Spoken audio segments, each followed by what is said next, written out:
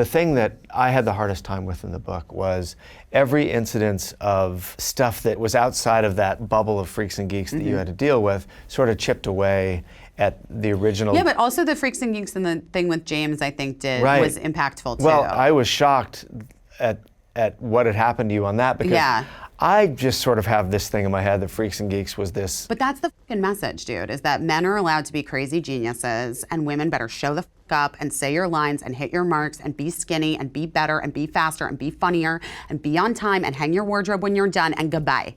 Right. Or you're done. And so I was like, all right, that's the message, dude. I know how to work hard. I worked at California Pizza Kitchen. You said in the book that women are expendable. Yes. That was the message I was given very early on in Hollywood. And that's sad that that was even the case. And what you describe is that James Franco blew up at you once and knocked you onto the ground, and basically action wasn't taken. No. And I like James, and we are good now. I mean, and we have been for years. And part of my heartbreak when the book was coming out was that all of the things that I was sharing that were so deeply personal and things that had happened to me, that it would be extrapolated and turned into clickbait for people to come at me and call me horrible names or pass judgment on me without reading the whole story. And I was quite frankly shocked that that was the story that got taken and just blown out of proportion. Did that happen? Oh, it just wouldn't stop.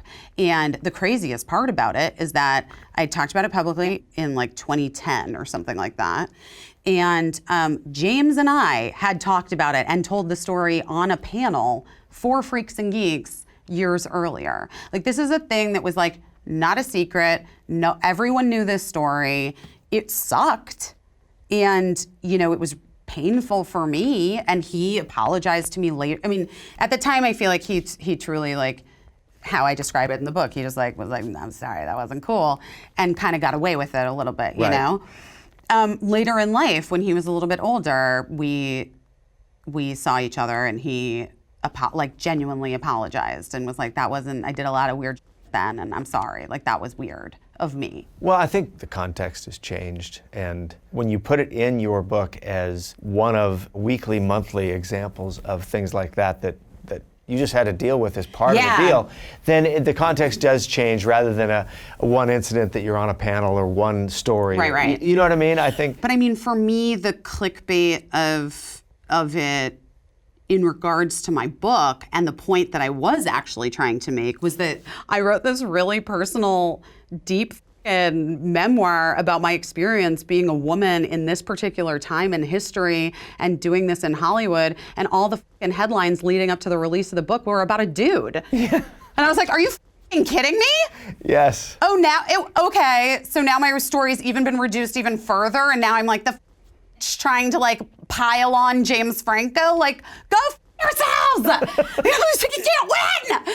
Like, I was so mad. And by the way, James is fine. Like, we're fine. Yeah. And I felt like I was really, really upset about it, because I felt like it took away from what I was actually trying to say and the overarching theme of the thing. And then ultimately I had to let that go. You know, I can't be responsible for, you know, the celebrity culture that I am a part of and that we all live in right now. Hey folks, thanks for watching. If you like what you just saw, then why not subscribe? Click right here for lots more off camera. And if you want to see the hour-long version of these conversations, I'm going to give you the secret link. Here it is, offcamera.com. Check it out.